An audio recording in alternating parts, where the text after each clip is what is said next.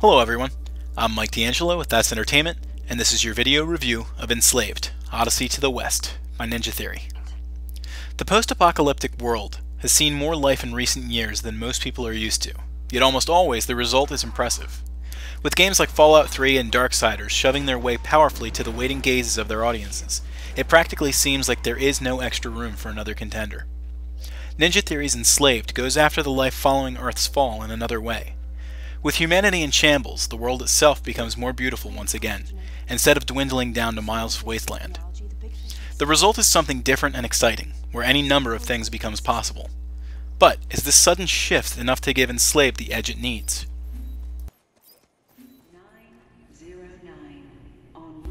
Loosely based on an ancient Chinese novel called Journey to the West, Enslaved thrusts you into the life of the loner, Monkey.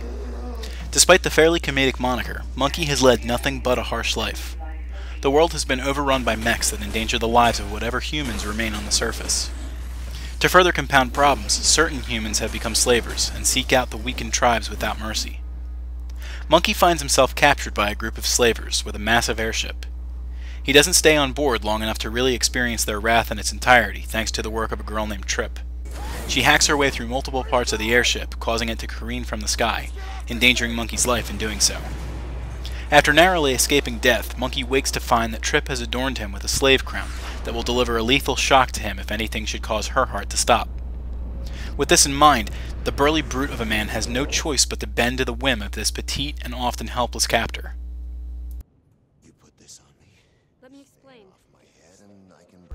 In most games where you have to work in collaboration with someone, it often helps to actually enjoy their company, or at least want to keep them alive. While Enslaved puts a spin on this necessity, it isn't powerful enough to keep you from disliking Trip. Because of what a fun, interesting, honest character Monkey is, you're almost instantly drawn to him, despite some of his faults. The way that he is treated by his captor makes the relationship very strained, which hurts the mood of the game, but only slightly. Monkey and Trip have other things to worry about besides themselves. The aforementioned mechs stroll across the planet like savannah lions, looking for whatever weak and unwary prey they can find. The majority of the time, they find you first, and things turn into an all-out brawl. The even worse scenario finds you in the sights of a mech or turret that plans on gunning you down. In that situation, you need to work in tandem with Trip to distract the enemies enough to reach them and smash them to pieces. In between all the havoc, Monkey must traverse the ruins of the old world.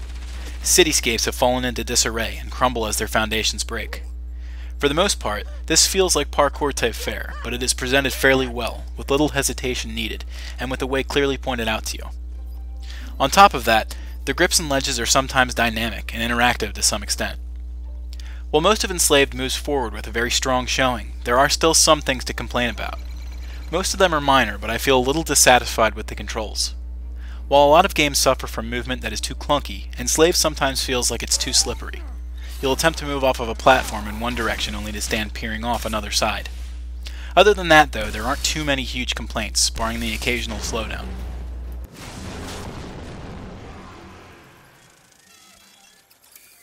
Since the world is beautiful compared to so many other post-apocalypses, it only makes sense that the game would be presented as such.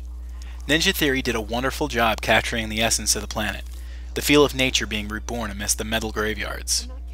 There's a wonderful mix of the broken remains of buildings, cars, and road signs, the last tinges of humanity, and the lush greenery that spreads upward and outward over everything. Moving through is a little mundane, but in each new area there is something new to look forward to. Some people may find some complaints to make about the music and the sound, as there is a lack of it. It fits the mood well, however, and gives the world a reliance on ambiance to tell its tale.